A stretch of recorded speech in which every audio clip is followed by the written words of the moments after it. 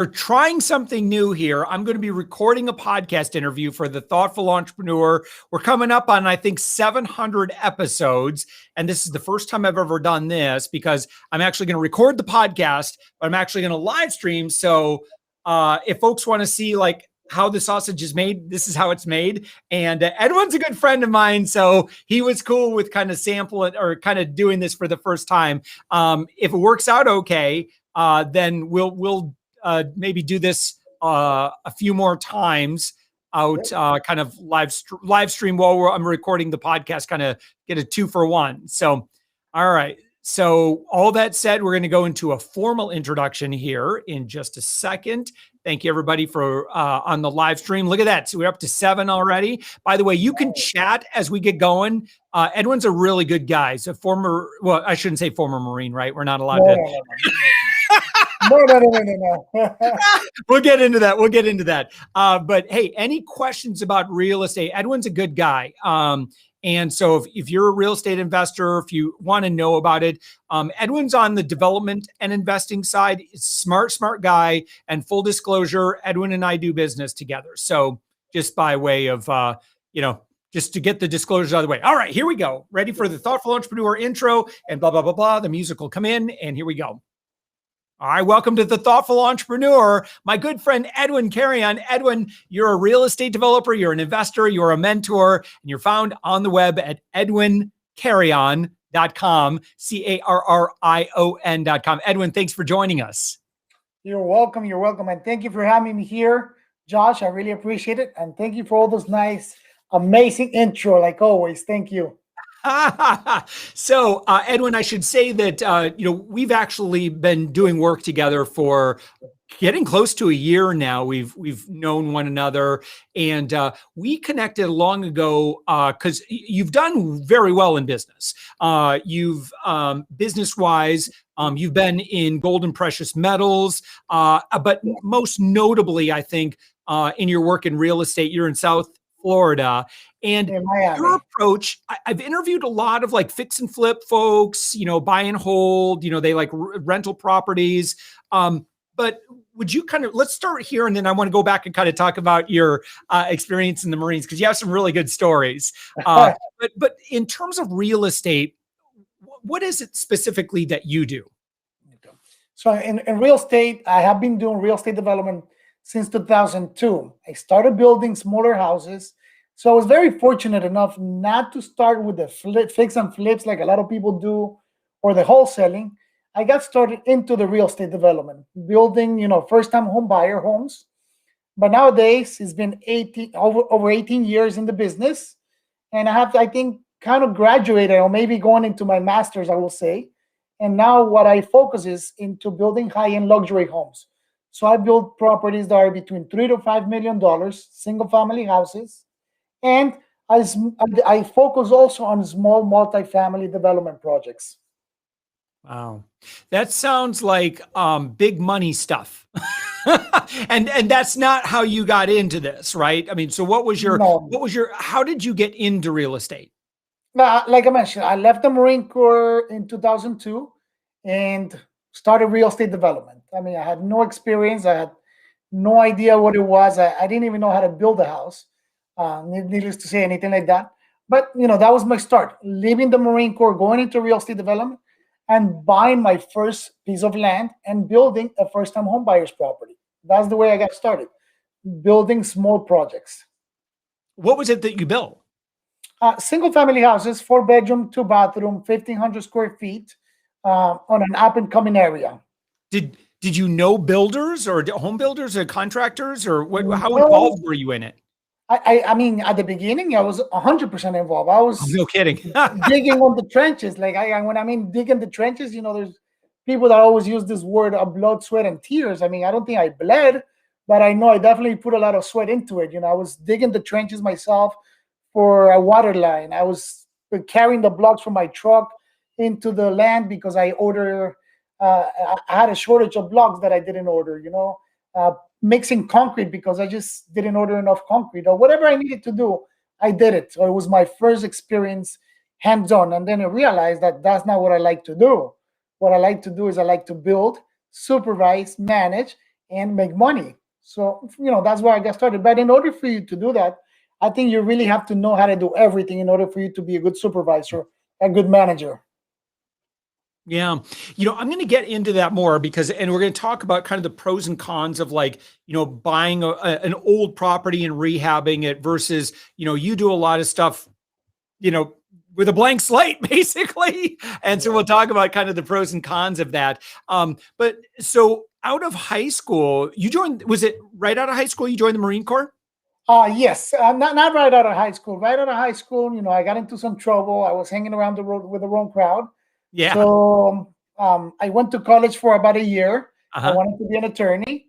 And then my recruiter came to me and told me that I needed to go. So I didn't ask any questions. I dropped everything that I was doing and I went into the Marine Corps. And I had an amazing experience, an amazing time. And, the big sense of pride of saying that I'm a Marine. Yeah. And so now in the Marines, you had a really interesting job. And would you mind kind of sharing about that? Yes. I was very fortunate enough to be able to do what only the top 10% of the Marines get to do. So there's actually 3 special duties in the Marine Corps. Number 1 is making Marines.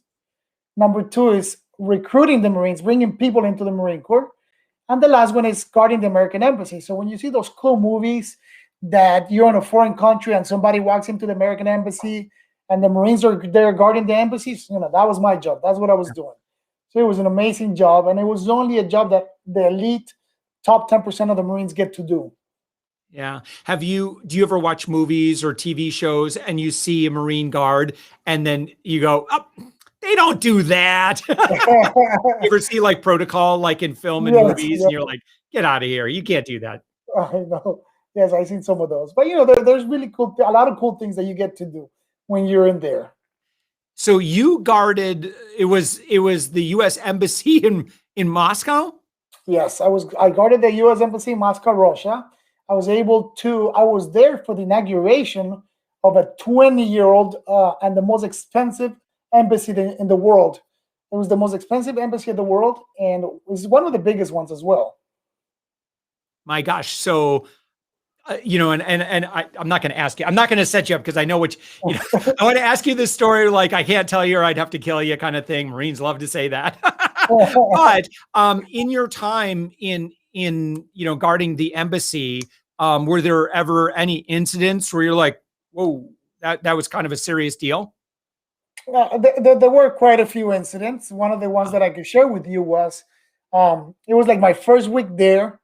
I was learning the embassy because we have to know the embassies in and out. Like we have to know, like we are able to walk into a room with your eyes closed and you can say to the left, there's a desk, there's a telephone here, there's a drawer here. That's how good you have to know the embassy. Like with your eyes closed when you walk into a room. So it was my first week there. I was learning the embassy in Moscow. Excuse me. And we had an intruder into the embassy. Somebody jumped the gate. They bypassed the Russian security and they got into the ambassador's car. So, my first week there, they called React. I thought it was going to be a fake training because we do training on a weekly basis. Oh. And it was a real one. So, now that I think back, I was standing on the freezing cold for about 2 hours without a sweater, just with my my bulletproof vest on, my shotgun, and just waiting there, doing security for 2 hours in the cold. And I didn't feel anything until now that I think about it. It's like, my God, if I'm outside in New Jersey walking around on the cold for 10 minutes, I'm freezing. I was there for 2 hours and I didn't feel anything. So it's all that adrenaline going through your body, going through you that you don't care about those things. That adrenaline was keeping you warm. Yes. So you thought that it could. Were you thinking, oh my gosh, this could be just a drill? Or that's what we thought at the beginning because we knew there was a drill coming that week, so we thought it was a drill. But then it's like, react. This is not a drill. This is not a drill. So I'm like, oh my God. And then normally when you do a drill and you get your guns, you really don't load them. On this one, we have to load them and go live. We're like, so I'm like, oh my God, this is cool. It's like your first week there. I was 20 years old at that time. You're 20 years old, first week, you're ready to get some action. Oh my gosh. Yeah. So now my brain would be saying, Okay, they're telling me it's not a drill. It's not a drill. Yeah, that's what they say. When it actually is a drill. So my brain would be kind of thinking that at first, but No. that's incredible. So yeah, okay. So out of the Marines, and then what would you do after the Marines? That's it. Left the Marine Corps and became a real estate developer. And I shouldn't say you never really leave the Marine Corps. Once a Marine, always a Marine, of course. I was a Marine. Yes. Yeah. When I went back into the civilian world, yes, that's the first thing I did. I came back to Miami, where I was raised in Miami, and I started doing real estate development. Wow. So, and by the way, I should say, so both you and I was in the United States Navy, you're in the Marines. So again, Edwin, before we continue, again, thank you so much for taking that time of your life and serving your country. And, you got to see some pretty exciting stuff. And so I just want to say thank you for that. Okay. Now so you get out of the Marine Corps, you're in civilian life. And that was the property where you're like, okay, I'm going to buy a piece of land. I'm going to build a house on it. Yes. So when I got out, I bought 2 pieces of property. I bought 2 vacant lots, one next to each other. And it was a good purchase because the moment that I bought it, I put one for sale. I was fortunate enough to get out of the time that everything just started. Real estate development is when it started like on its way up, when real estate started going on its way up. So I bought 2 properties. I was able to flip the first one and double my money. And on the first one, I developed the project. I built a house and then I sold it.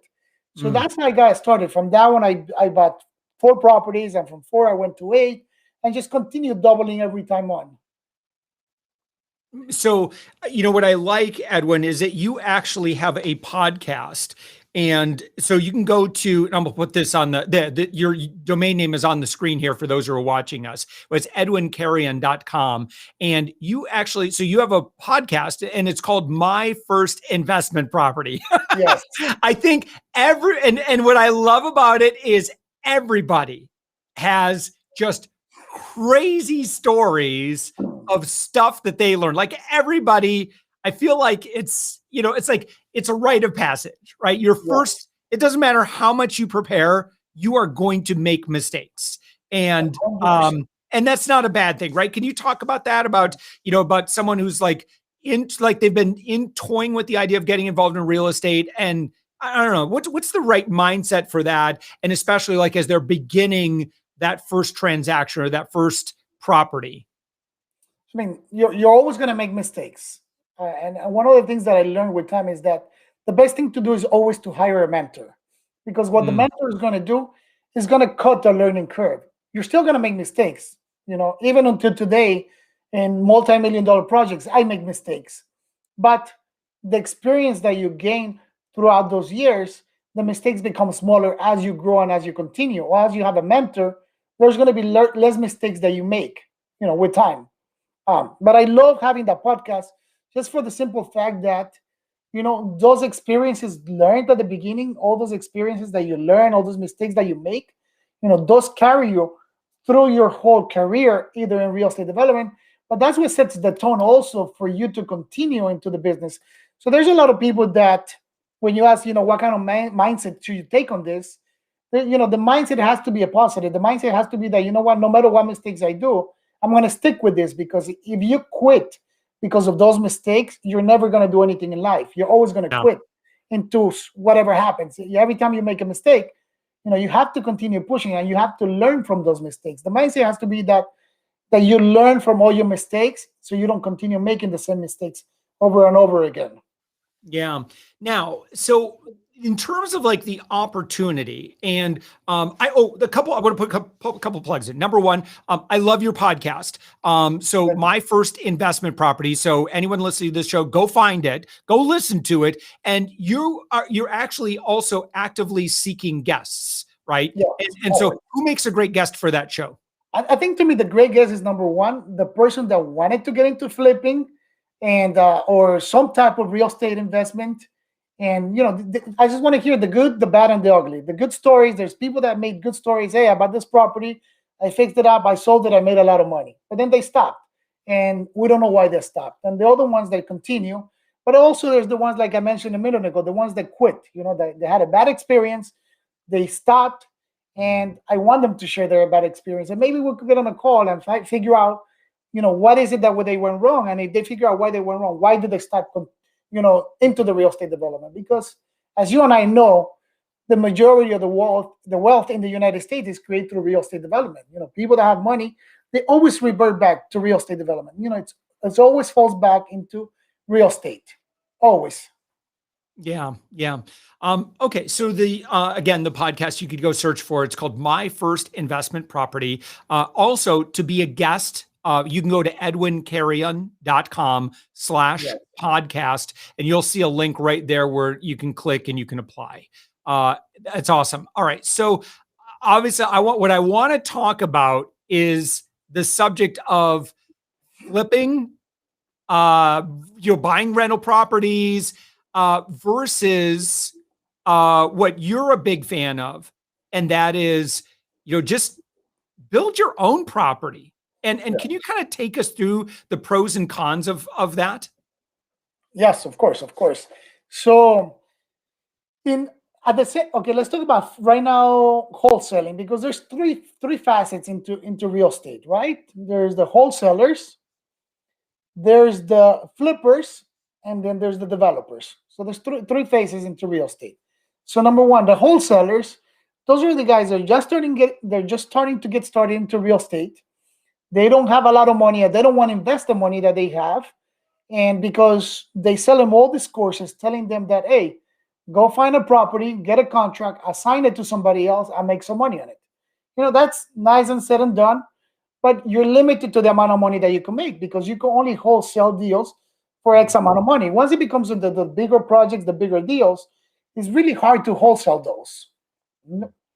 So the best thing to do once you acquire those is to do some type of joint ventures, which normally that's what we do, and is better than wholesaling. So that's wholesaling. When it comes to the flipping, a lot of people think, flipping is a great business. And when you're buying these $300,000, $400,000 houses, you're buying an old house, a house that was built 20, 30 years ago, or let's say it was built within the past 10, 15 years. You're buying it at 30% of a discount. By the time you invest 15% into remodeling, because every time you go into remodeling something, the costs are not fixed, and there's a lot of unknowns in there. So the moment that you have an unknown that you weren't counting, that you had to replace the whole underground piping, that goes your whole 30%. But let's say, on average, you're able to fix it for 15%. So now you have a 15% profit margin that once you pay your realtor and your closing costs and your holding costs, Yeah. you're down to 5 to 6%. Wow. After doing all this work. And then you have to deal with contractors. And a lot of people do not like to do rehabbing. There's a lot of contractors that hate to do rehabbing because, again, number one, they're going to go there and they're going to find a lot of unknowns. The people that are doing the rehabbing, they don't know about construction, so they don't want to pay that extra money into fixing that. And you say, you know what? Just patch it up, put some paint on it, patch it up, and make it look pretty. But at the end of the day, you're delivering an old product to a new client that all you did is you improved a little bit of value to it. Versus development, I'm building a project at a wholesale cost. So when you're a builder, when you're a developer, I don't need to buy a property at 30% discount because I'm building it at that 30% discount. But I'm building a brand new, completely up-to-date project at 30% below discount. So when you have a buyer that is looking to buy a property and they look at property X versus property Y, and this one is brand new, they want to buy this one because this one is going to cost the same amount as this one. So I have the upper hand on that. Number two, if I get into financial difficulties, it's easier for me to get rid of a property that I still have a 30% equity in it versus a property that I have 5 to 10% equity on it. So that's when a lot of people, fall back, especially a lot of flippers. They lose a lot of money on that. Yeah. Now, the risk to reward is about the same because at the end of the day, the flipper has to buy that property, let's say it's $300,000. He's going to buy it at 70% discount. So he's going to have to get a loan for 70% of that $300,000. And then he's going to have to put into the project another $80,000, $90,000 to rehab. And that money has to either come from his cash or it has to come from a hard money loan like a lot of people do. Mm-hmm. On Yeah. the older side, on the development side, my initial cost is lower than theirs because I'm only paying for the land at the beginning. So I don't have to pay of the whole building worth $300,000. I'm only paying for a percentage of the land. Yeah. And the bank gives me the whole 100% for the construction as Yeah. I Because you get a start building construction the loan. house. Yes, through the Yeah. construction loan. So my overhead cost is a lot smaller than theirs, but my profit is a lot bigger than theirs. So now, make it into bigger terms. The reason that I love doing, $3 to $5 million projects is because my numbers never lie. My numbers are always the same. Yeah. I buy a piece of property for like $1 million. I build a house on it for $1.5 million, so I'm 2.5 million, and I sell that project between $3.5 to $4 million, or sometimes $5 million. So I make $1 million, and I have to work on one project, and it only takes me 18 months to do that. So Not a who wants bad to gig. make $1 million in 18 months with one project? Not a bad gig. Now we're talking numbers. I think some people listening to us or watching us right now are like, that's like cuckoo money, like $1 million in a year, right? Now, in terms of risk, I mean, there's still the opportunity for risk. And where Yes. can a real estate development deal go sideways? Number one, if you're overextended, if you have too many projects at one time and you're way too overextended. And the reason I say that, because it happened to me. Happened to me in 2007, and I went bankrupt. I had way too many projects. I wanted to grow really fast. I Yeah. was young. I thought I was invincible, and kicked my butt and ended up in bankrupt. But I learned from that, and it goes back into what we're saying at the beginning. You have to learn from your experiences. Nowadays, I don't overextend on my projects. What else can you go bad? That you don't put your numbers right. But that's why you need a mentor, somebody Yeah. to teach you the right way. Hey, how do you put the numbers together correctly? How do you budget correctly in order for you not to make mistakes and you're left, needing money to finish a project? Mm. Yeah. So, okay. So another thing too, I would imagine now you have a mentoring program. Let's talk about that, because Yes. we have about 8 minutes left here. And so in terms of working with you, what are the advantages to partnering and mentoring with you, as opposed to, well, I'm just going to go read some books and maybe buy an e-course somewhere, and then I'm going to go be a real estate developer? I mean, wow, the advantages. I always tell people there's a lot of advantages. And I think one of the biggest advantages is that you'll be working with me on one-on-one. Yes, you could go buy a course, and I have done the same thing. I spent $30,000 on a commercial real estate course where I didn't have access to the mentor, to the person that was teaching. I didn't have direct access to him. Maybe if I saw him on a conference once a year, it was too much, and that was it. It was the one-time fee, learn through this book, and that's it. No, the way that I do things is totally different.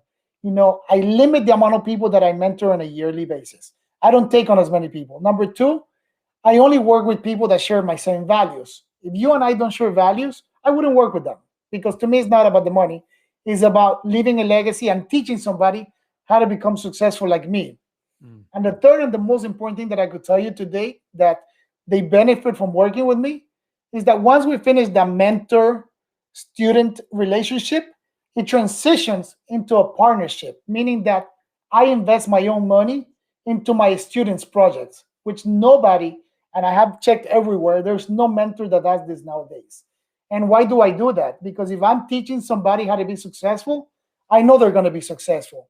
So so I think it's like, why wouldn't I invest my own money with them if they're going to make money? Of course, I want to make money with them.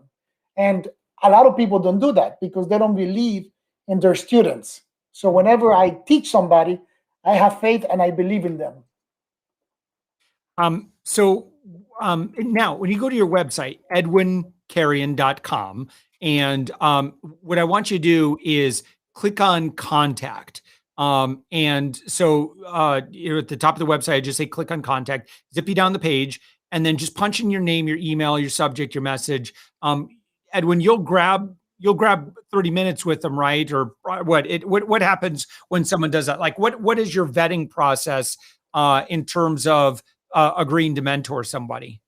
Well, it starts very simple. The first thing that we do is, again, go to my website, learn about me, see if I'm the right fit for you, because at the end of the day, it has to be the right fit for both of us. You have to make sure that I am the mentor that you want, and I have to make sure that you're the mentee that I want. So once you decide that, go down to the contact page and put in your information and tell me, Edwin, I want you to mentor me. From there on, what I'm going to do is I'm going to send you a pre-qualification questionnaire. I'm going to ask you questions. What do you believe? What have you read? Things that I want to know about you. Once I have that questionnaire back, and I want to know if you do take your time on answering that questionnaire the right way. There's so many people that write to me, hey, Edwin, I want you to mentor me. The moment that I send them the questionnaire, they never write back. Those are the people that I don't want to work with, because those are the ones that cannot take the time to fill a simple form out. So why would I want to work with them? Isn't that funny? Well, you failed the first test, so yes. My goodness. Yeah. So going from there, once I get the form back, I'll send them a link in order for us to have a conversation, and we'll take it from there. So it's a process. It's a tedious process. It's not that, pay me and I mentor, it doesn't work that way. Like I said at the beginning, to me, it's not about the money. I don't need the money. I don't need to mentor people. I do it because this is my calling to leave a legacy behind. Yeah. And I can tell, Edwin, just based on the words you use right there, and like, you're good on money. Like you've got all you need at this point.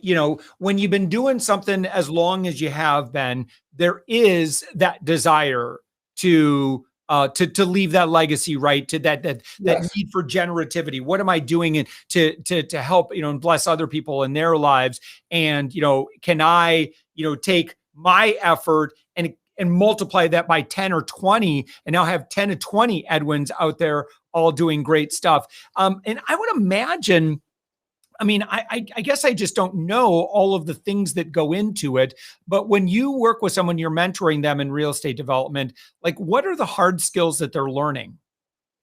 They're learning everything from finance to reading plans, to putting a project together, to finding the right project.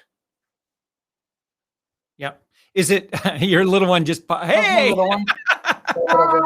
hey, one last question. In terms of timing, is this a good time to be in development? Oh, it's always a great time. It's always a great time to be in development. Yeah. And I can tell you that maybe you might not be developing downtown, right? You want to pay attention to, where the opportunities are. Man, I could tell you that, like, I was just talking with someone, and I know, are you on a hard stop right now? No, go ahead. Okay, good. A few minutes. Yeah. So, I was talking to someone, and she was outside of Boise, and she said, oh my gosh, you wouldn't believe, like, we cannot keep up with the demand for real estate right now. And so all the Californians, they're leaving California, going up to Idaho, and, paying cash for houses. That might be someplace you want to develop. Look at the trends and where people are moving to. And guess what? If people are moving there, there's demand for it. That might be an opportunity for you to build a house right there, so that someone who wants to buy it will buy it. And again, that profit margin, in a high demand location could probably be pretty good. Yes. Yeah. So that's all of the stuff I would imagine you'll go through, like, just because I live in East Orlando doesn't mean that's where I should develop. Exactly. You just got to look, there's always a need for housing. And I truly believe if you build it, if you build the right product, if you add value to anything that you do in life, there will be somebody that wants it. Man, there's a lot more that I'd love to ask you. All right. So go to edwincarrion.com, click on where it says contact up above, and then it'll zip you down the page. Put in, this is the first test. To see if you would be a good mentee. You have to fill in your name, your emails, and send Edwin a message. Say, hey, Edwin, I'm interested in being a student. Edwin, you'll send them a form that they can fill out. And if they fill it out correctly, they've passed test number 2, and then they can go from there. Edwin, you're a good friend of mine. We've been working together for about a year. I'm excited for my first $1 million profit from from developing a nice property. So again, Edwin Carrion, thank you so much for joining us. This has been fantastic. You're welcome. Thank you for having me again, Josh. Nice talking to you. Okay, and cool. Podcast is done. All right. Thank you to our live stream audience for bebopping in and checking in. Edwin, thanks, brother. You're welcome. You're welcome. Nice to see you. All right, cool. Let me